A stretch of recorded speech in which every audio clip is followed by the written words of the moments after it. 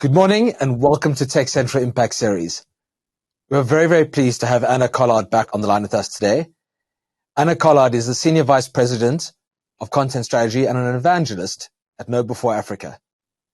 Anna has also recently been recognized as IFSEC's Global Influencer in Security for 2022, amongst many other amazing accolades in the security space. Thank you, Anna, for joining us. Thanks, James. Great to be here. It's lovely to have you back because, as I said, we've had you on the show a couple of times before. The first episode that I recorded with you was fascinating. It was talking more about career opportunities and how to make a difference as corporates, especially in finding the required skills and the gap that's experienced in the cyberspace. Then more recently, we talked about mindfulness in cybersecurity, how to be a bit more focused in order for that focus to enhance your vigilance. And previously, we also talked about how to woo women into the cybersecurity and tech space, which was three fascinating conversations. And although we're going to weave a little bit of today's conversation into those, I really today want to talk about preparing ourselves for 2023. What are those predictions? What do corporates need to consider? What are some of the aspects around people centricity, vigilance, and really importantly, what might 2023 be in comparison to 2022? So Anna, thanks so much for joining us, Tech Central. We're honored to have you on the line again, and I know our listeners are very much looking forward to hearing what you have to say. Thanks so much, James, and thanks everyone for taking the time. Yeah, I think that a lot of the previous sessions that we had, they show how diverse the cybersecurity field really is. Like, we can talk about the skills shortage, which is actually a global problem. We can talk about attracting more women or a more diverse workforce into the field because it's unfortunately still very male and pale. We can talk about the people-centric side of it. It's really fascinating. That's why I love it, because you never get bored. And I've been in this field for like 20 years or over 20 years, and I still tell people I'm a beginner because you have to learn each day. There are new things to uncover, new, emerging technologies to dive into and understand better, because from a security angle, we have to sort of have a finger on the pulse on all of these things, because nothing, whether that's, AI, fourth industrial revolution, the metaverse, whatever you name it, none of that will work properly unless we have safeguards and security controls built in, rather than, put it on as an afterthought, which, by the way, is one of the technical debts that we carry with us, is that we have so far in the Web 2 world, or in the sort of, legacy internet, we carry a lot of vulnerabilities and risks and weaknesses because we haven't built in security from the get-go or from the design phase. And unfortunately, that's sort of haunting us now when we look at, risks like supply chain, the interdependency, and the complexity of securing it all. But yeah, I know we're here to talk about next year, and what I would like to do is just... Mm-hmm. And then I feel like you're jumping ahead, because one of the things I'm definitely going to end with is the importance of board membership, board positions, and board perspective on this topic. But before we get to that, Anna, just talking a bit about people centricity and the importance of bringing the perspective of different people and their experiences to the fore. Please tell us a bit more about what you experienced more recently in Geneva at the World Economic Forum. I know cybersecurity was something you were there for, and that was the purpose of a lot of the conversation. What were some of the people-centric perspectives?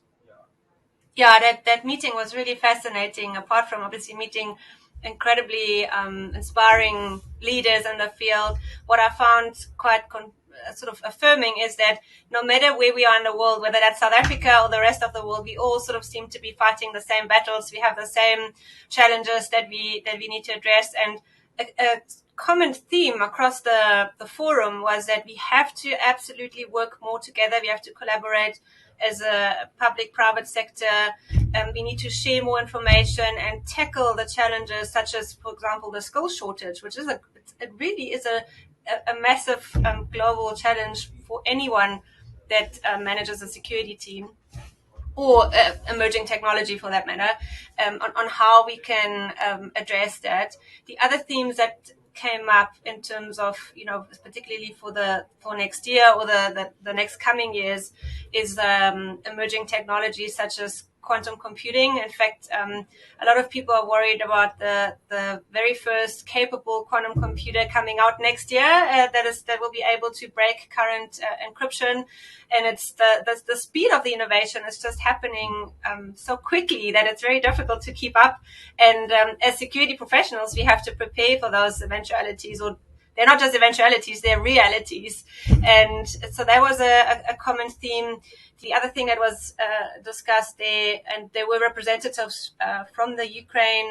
In fact, their cyber defense representative was there talking about the effect the cyber war has had on the Ukraine specifically, but there's also always spillover effects. So some of the examples used there were the use of malware technology such as ransomware, but in a destructive only manner. So instead of encrypting information for the purpose of negotiating ransom payments, a lot of these so-called wiper malware is being used purely to destroy the target's critical infrastructure, for example. And those types of attacks, as we've seen with NotPetya, for example, a couple of years ago, they sometimes spill out of the intended target, boundary, and then can have quite a sort of collateral damage effect. So that was spoken about. The other thing that was definitely raised, and it's something that I think particularly in emerging economies such as South Africa, we are very concerned about, is just the proliferation and the increase in ransomware and extortionists in general. I mean, we've seen it with Costa Rica, where a whole government was literally put on pause for a couple of weeks because they fell victim to the Conti ransomware as a service group.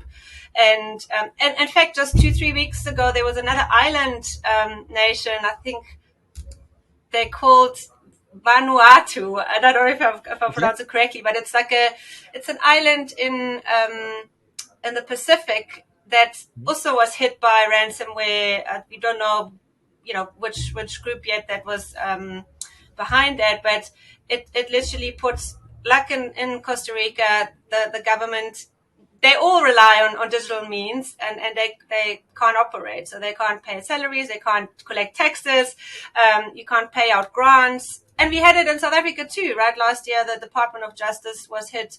Right. So the effect on an economy and even a society at large that comes with these ransomware attacks the impact is just so much higher than just, let's say, somebody's photos being taken hostage, which is how ransomware started a couple of years ago, is to target individuals and trying to extort money from them by encrypting their information. What we also see is that, sorry? No, you go ahead. Yeah, it's just on the whole ransomware or extortionist conversation is something that's quite concerning, is that, and it's we've seen this in reports from various sources, and at the forum they also confirmed it again, is that there is a shift away from the more traditional sort of financial services industry towards the manufacturing and critical infrastructure sector. So the extortionists realize that when they attack, let's say, a nation's electricity, station, or like we had in South Africa, like our ports authority, that obviously the leverage they have is so much bigger, even because it has this more sort of socioeconomic impact. So we'll expect to see more of that, unfortunately, in the coming year. And from a South African point of view or African perspective, the challenge we have is that we don't have the same resources that the US or some of the European nations have, both from a public sector as well as a private sector point of view, to proactively prevent and protect against that.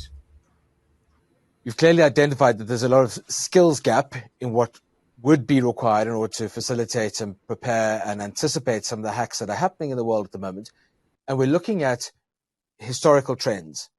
You've just been at the forum where you've spoken about current trends.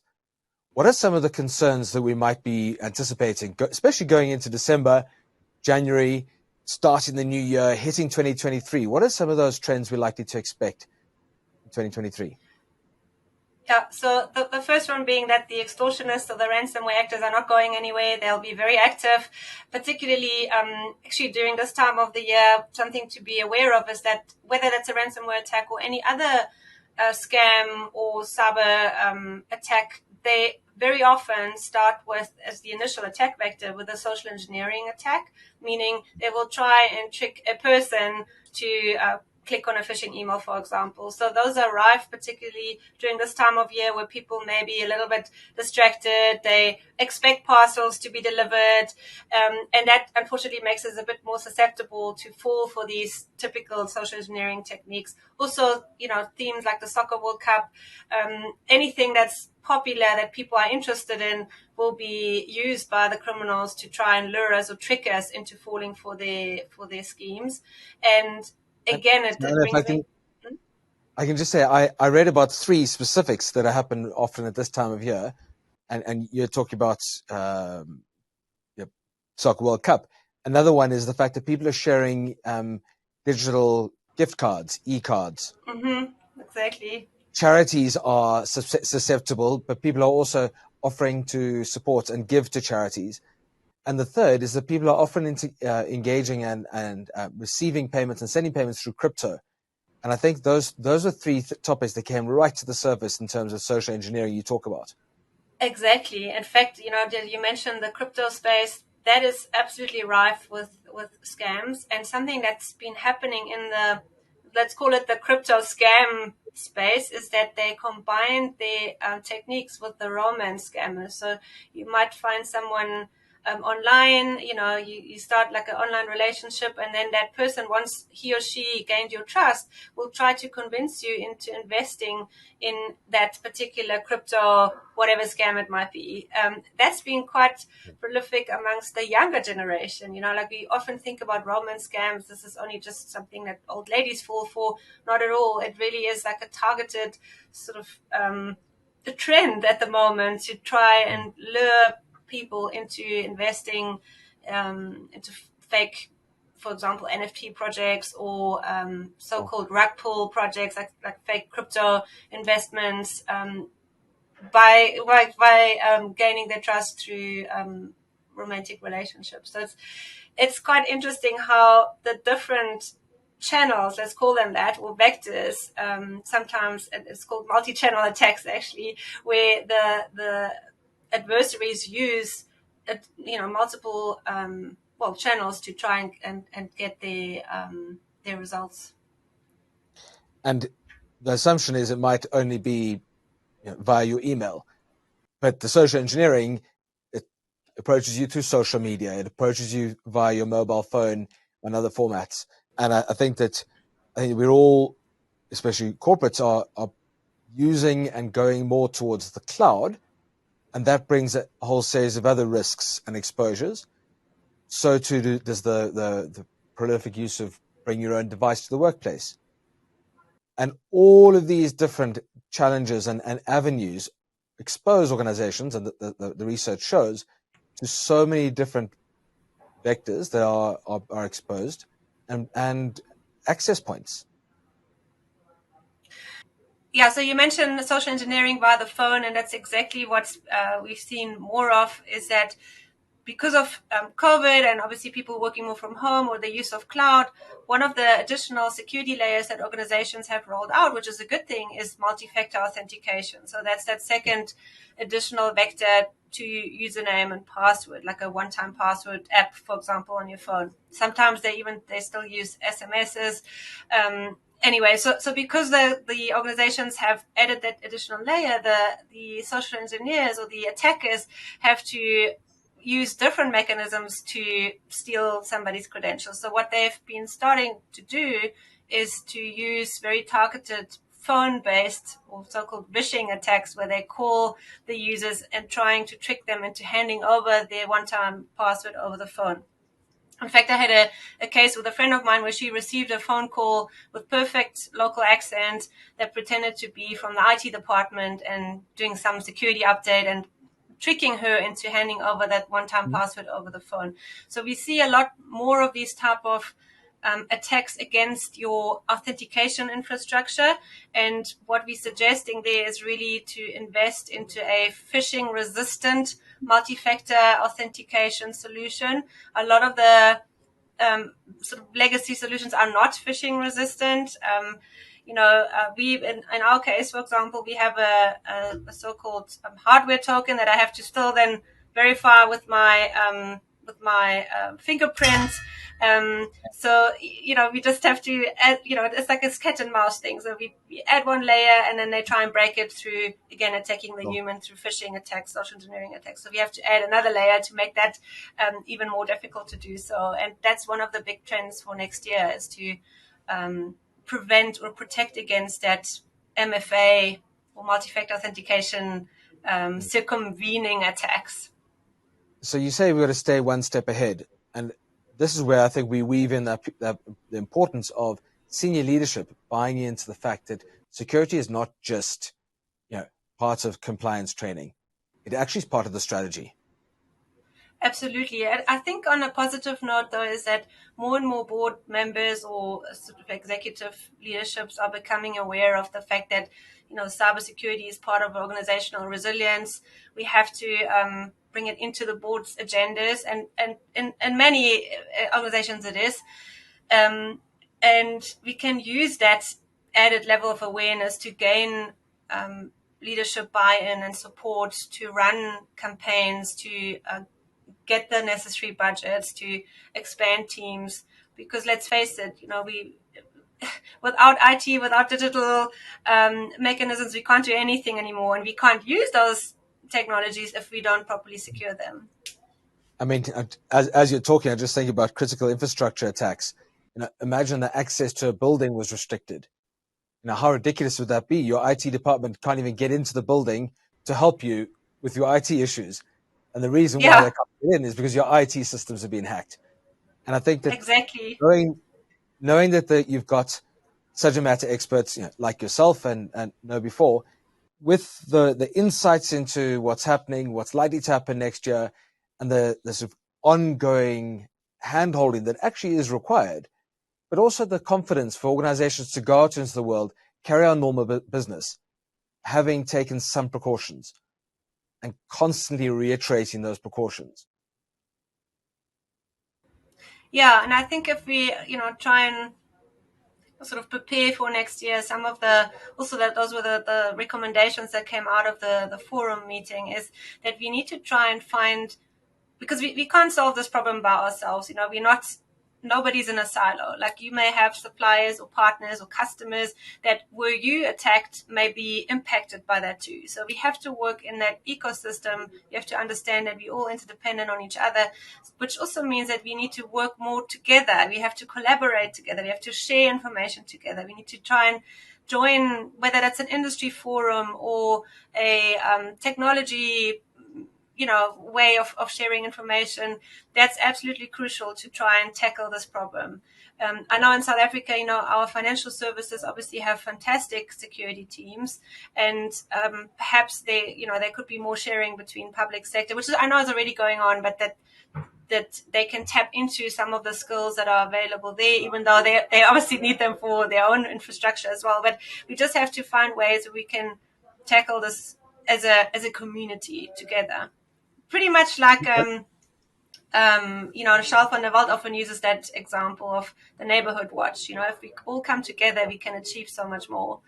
The other thing that we need to do is, as I mentioned, we have to just expect be sort of one step ahead by expecting what's about to come. So the fact that there'll be more cyber extortions, more ransomware attackers, the fact that they will attack your human layer, that's a reality. So we need to try and just prepare for that. And when I say prepare, it doesn't necessarily mean spending millions. It means, okay, let's have an incident response plan. What do we do if and when this happens? Who do we call? Who can we, rely on to help us in the like on the day in the event that this happens? And then do these sort of role plays or simulated walkthroughs, because they then will uncover where you may have gaps. You may have a gap on the process side, not even the technology side. The third one I would say is definitely the sort of the human layer, like continuous awareness training, both at your top levels management, as well as all the sort of different user levels and the technology side, to keep abreast of what is the latest scams, how do they operate. Like, for example, this voice phishing attack that I mentioned, where they try and lure you to get your like your one-time password. So we need to tell people about that. And then lastly, I think something that I thought was really cool is sort of use creative approaches to address the skills shortage. Something that HP, this is one of the representatives there, HP is, they have a great program that they call, I can't remember what it was called, but it's sort of, they allow anyone to join their security team. The only prerequisite is that they have a pulse, so they have to be alive. Doesn't matter what background they have. They basically take anyone, whether it's a bus driver, a restaurant owner, and they then take them through a training program to give them the necessary skills. So they literally open it up. It's something that I know is pretty frustrating locally for some of the CISOs that say, well, we just need people with the right attitude and the attitude. We will teach them, but the HR or the personnel department still have these requirements, or they have to have a master's degree or whatever. You cannot find those people with master's degrees that have the necessary skills. So rather, let's open it up, give anyone a chance, and it's working in HP. I mean, the gentleman shared the fact that these people are so grateful for that opportunity means they're much more loyal, they're harder working. You can pay them a bit less in the beginning because they obviously don't have the sort of qualifications yet. And it's just a win-win overall, you know. So those are the kind of more creative approaches I think that we need to put on the table. I mean, we've spoken about it before in South Africa. It's such a disgrace that our youth, the unemployment rate is so high. So we have to tap into that and give those kids a chance. We complain about skill shortages. Well, let's educate them and fix that problem, you know. So that's, I guess that's sort of the summary, is to collaborate, to share information, to expect that the ransomware attacks are not going to go anywhere, and prepare for that. The way you can prepare for it, like for any security scenario, is defense in depth. There's not one silver bullet. You just have to do the basics right, and then the creative approaches to address the skill shortage.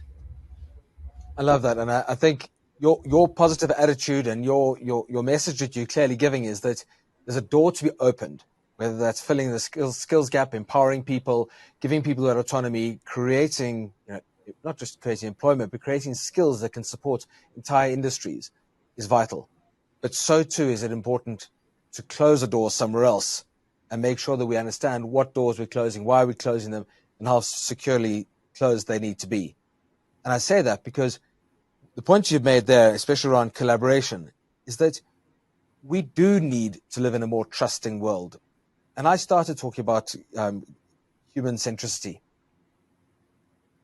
recognizing that you may be a competitor in the industry. It would be more embarrassing if you didn't share your experiences with your industry peers, and they too fell foul of an incident or a hack that then left you both, or rendered you both useless. And it isn't so much a case of saying, I'm flailing or I've drowned. It's a case of saying, let's look after the assets that we've created, and let's look after the future of organizations, but also the future of our country and the people that work within it. So for me, James Rasmus at Tech Central, Anna Collard at KnowBe4 Africa, thank you very, very much for your time. Thanks for your insights. We so much look forward to sharing more articles around this, but also attaching some of the links to what we've been talking about and some of the references that you've referred to during today's conversation in the podcast, which is available at the Tech Central website, but also on YouTube. So to all of our listeners, thank you very much, Anna Collard. Thank you for your time. We thoroughly enjoy having you on our show.